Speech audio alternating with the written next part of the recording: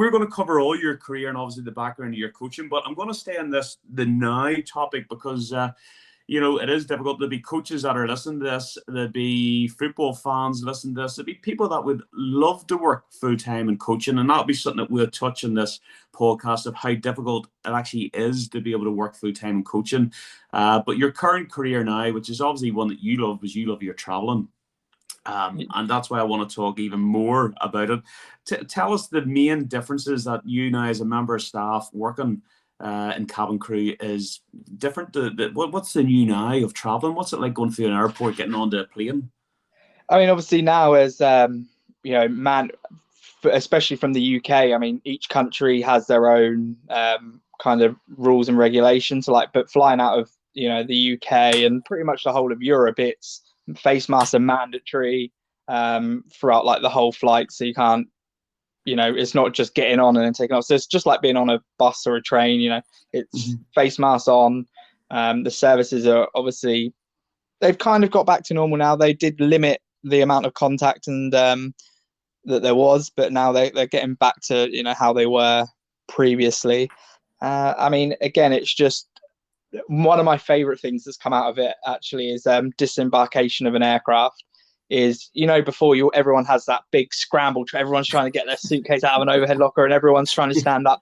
Now, due to social distancing, it has to be done in sections, so it kind of makes it so much more orderly, and it just feels so much smoother with that. So it's been a interesting changes that have happened. I've never hand sanitizer constantly, just where, and it's funny, people put on one of them face masks maybe to go into the supermarket, and they're like, oh, so I'm like wearing one for that short amount of time when we do like Hong Kongs, and at the moment we're not allowed to get off the plane in Hong Kong, so we go there and come back in 24 hours, and pretty much for that 24 hours you don't take one of them masks off, only to change it. So it's been a I remember when I first started having to wear a mask at work, and it wasn't as stringent as it is now, where it was only when you were customer facing.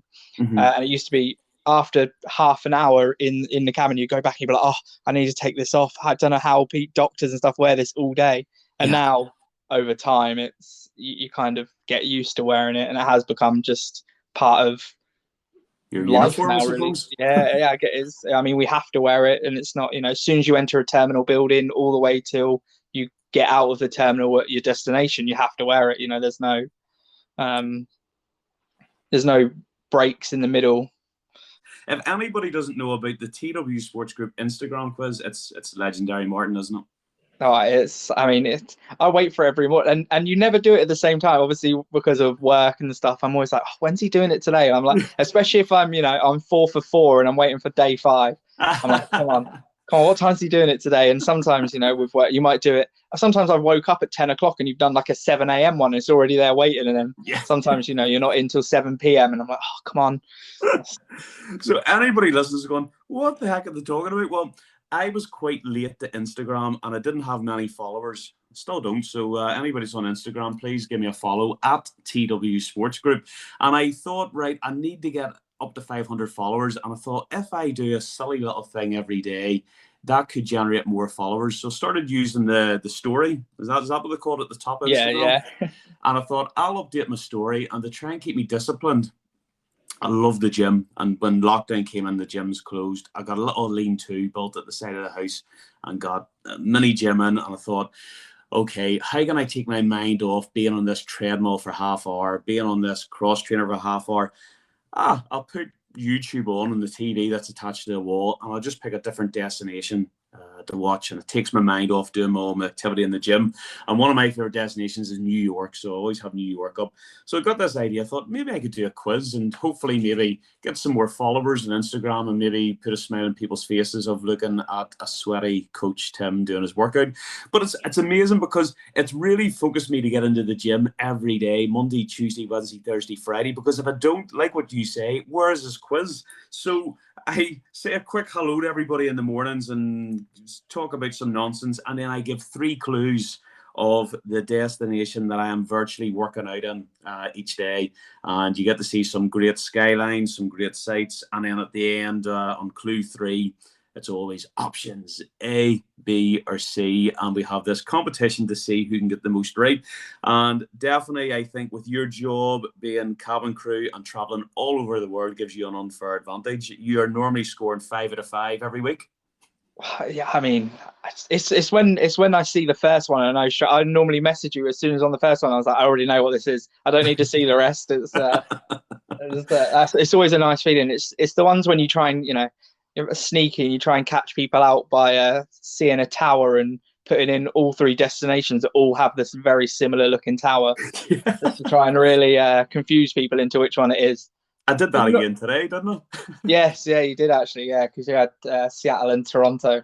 Yeah. Oh, I'm mean. But yeah, I think the only person that's coming close to you is Joel from New Mexico. If he's listening to this today, he's also another one that seems to be scoring 5 out of 5. So, yeah, anybody that's listening, give us a follow on Instagram and you can check out the quiz and see if anybody can compete with Martin on his weekly scores. But anyway, I could obviously just do a full podcast talking to you about travel because I absolutely love it. But no, we need to get back on track. You got the opportunity to get involved with the Arsenal community program. So tell us about how did that come about, and tell us about your experience there. Trying to make a full-time thing out of coaching can be really hard because, like everything, you don't get 8 hours of work in one location all day.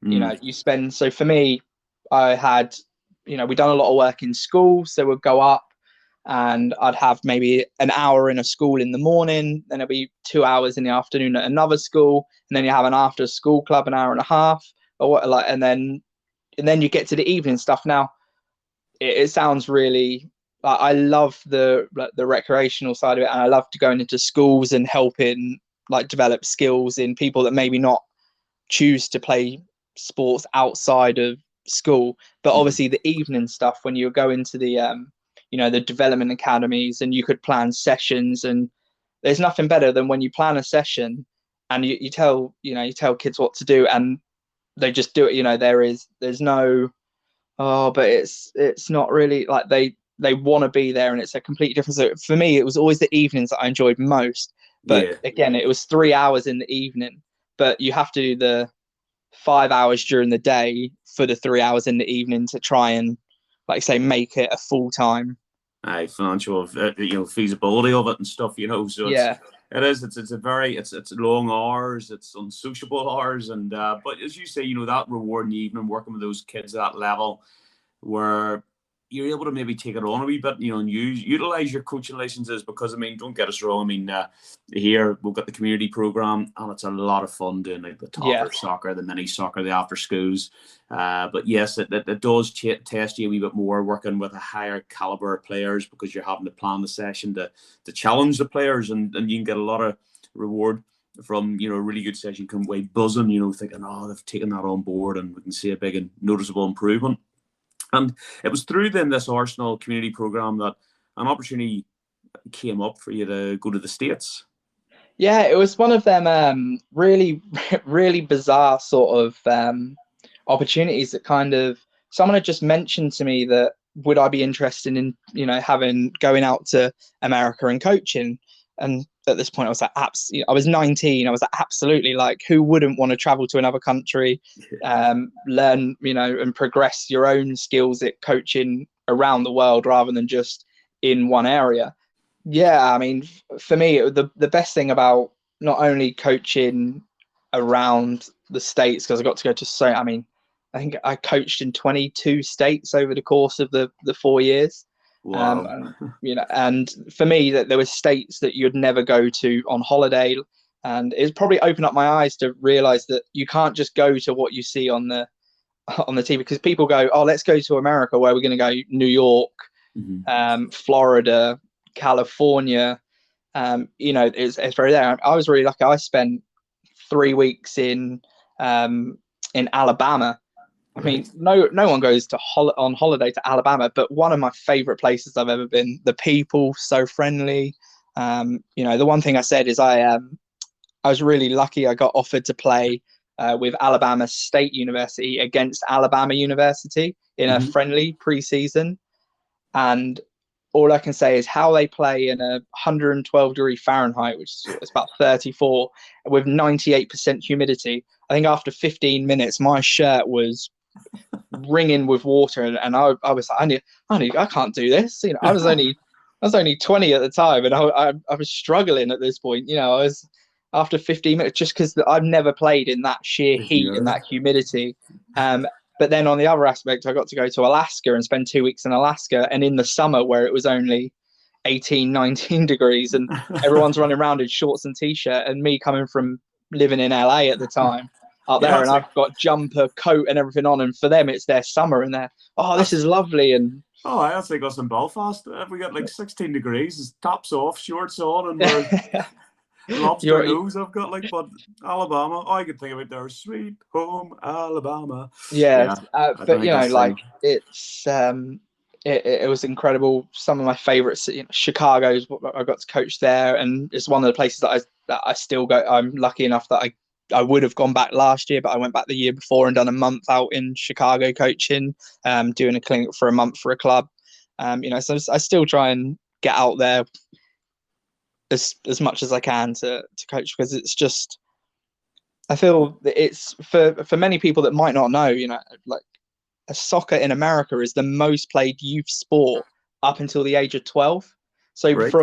from 4 to 12, more people in the US play soccer, as they would call it, than any other sport. It's only at 12 where American football, baseball, basketball, all of them kind of branch out and become people's, solo sports, and people really focus on one. And unfortunately in the States, as it was, when I was back there, there was no money in playing soccer in America.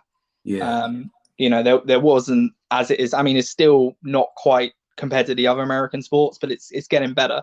But you had a gig in Hawaii, because I remember you sending me a WhatsApp message of a little game you used from my toddler soccer book when you're coaching in Hawaii. Yes, that was on the Big Island. I remember that week actually. I was really fortunate, and I always remember the email that I got from my boss at the time. I remember I just finished a coaching session. I saw this email, and it just said, "Hi Martin, hope you're well. Hope spring's going great. I need to ask you, I know how much you love being in LA, and I know how much you've got like your friends and you're very much set, but we need 12 of you to go to Hawaii for the summer for 3 months. Obviously, we'll pay for your flights, accommodation, your rental car and everything. And obviously you'll still be paid like you were if you were in LA, but we've just got to ask if you'd be interested." And I always remember thinking, is this a wind up? Like, yeah. You want to send me to Hawaii for 3 months to coach on 4 different islands and get paid to do it. And I mean, it wasn't, summer camps weren't really, they were so much fun. You had so much fun doing them, and they were 9 till 12 in the morning. You might do the full day, which was 9 till 3, but you were off Saturday, Sundays. So if you were doing 9 till 12 during the week, that's in the afternoons and evenings for 3 months in Hawaii, just exploring. It was one of the most phenomenal 3 months that I've ever experienced while coaching, in places right on waterfronts, and not just I can imagine if you're up on the north coast and you're coaching on the waterfront, maybe in probably still about now, you wouldn't be there going, "Oh, it's cool. I wish it would rain or something here." It's absolutely freezing up here. What's going on? Oh, I got that message. I remember turning to Mrs. TW thinking, "Isn't this amazing? There's a coach in Hawaii, using some of the concepts and ideas from one of the book." And then the same breath I thought, well, I'm not one bit jealous, am I? Like, as I sit in freezing cold Belfast, there's Martin's out in Hawaii. But it's a great thing. That's the one thing coaching and football can take you to, and wonderful opportunities. And I think then that was when our paths started to cross, because when you came back to the UK, we enjoyed being able to bring you in and get you involved in the TW Sports program. And that probably would have been back, I'm guessing, 2011, maybe 2012 would it have been? It would have been end of 2013. It would have been October 2013. Yeah, we got to do some work together. It was great times. Like, I made sure that I kept the American connection for you by appointing you head coach down in Hollywood, Unfortunately, it was County Down, Hollywood, and not the American Hollywood. But I mean, it give you a nice wee flavour here of working. You worked across the toddler soccer centres, the mini soccer, the after-school clubs, and then that was at the stage we were just starting to build the project of Braga. So it hadn't just launched. I think it was only just launching, just as you just had the one. You just had your one team. Yeah, that's right. Our 2002 team at the time, and I mean, it's great to see how that's grown as well. And then, how did you find Northern Ireland? Did you enjoy it? Yeah, and again, you talk about places that you wouldn't go. I always remember going to down towards Cookstown, and I always remember going. And for anyone that's been to maybe Belfast and can't understand the accent that well, maybe going down to Cookstown, and I was like. I always remember having to ask some of the kids, "Can you just slow down a second and say that?" Because I was really struggling with some, because it's just and nothing. It was just because I'd never had an accent kind of like that, and that was my only struggle. The kids and everything down there was so enthusiastic; they loved it. I'm guessing it's quite something they look forward to every week and stuff like that. So it's great to get to the more rural parts of Northern Ireland that maybe.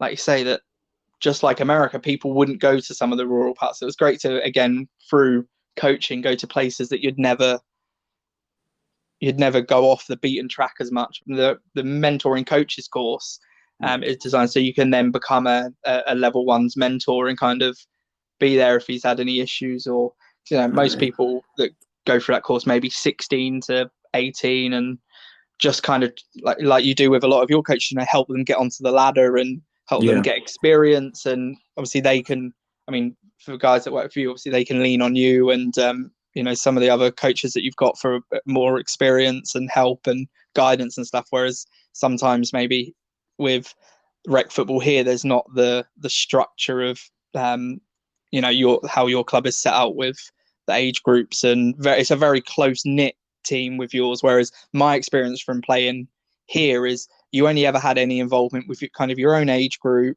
The coaches only ever didn't really talk to any other of the other age groups. It was very individual, whereas your one is much more of a TW family rather than just a individual. Well, I think that's a great point, because it can be such a lonely experience being a manager or being a coach, because you do feel sometimes the isolation there. It sounds daft, because people might imagine football as, but you've got your squad of 16 players and this and that. But, when you're a manager or a coach, it is isolated, because you're having to go away and there's a lot of stuff that the prep work is done on your own. So I'm really big in terms of that point that you made about it's important to have mentors in your life, people that you can trust and you value, and they're there giving a bit of their time and experience to support you.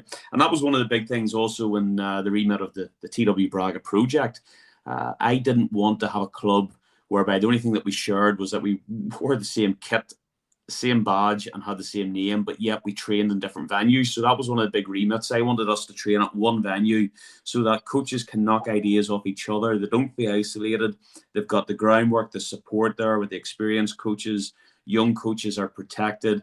And, also means then, if you've got specialist coaches, we've got our goalkeeper coaches, our skills coach, our pastoral care, our education officer. They can just go to that one location and they can work with everybody. So it just makes it so much easier that our goalkeeper coach can turn up at our venue and work with all the keepers at different age groups, rather than having to worry about getting from one place to the next. So, great point about the mentoring.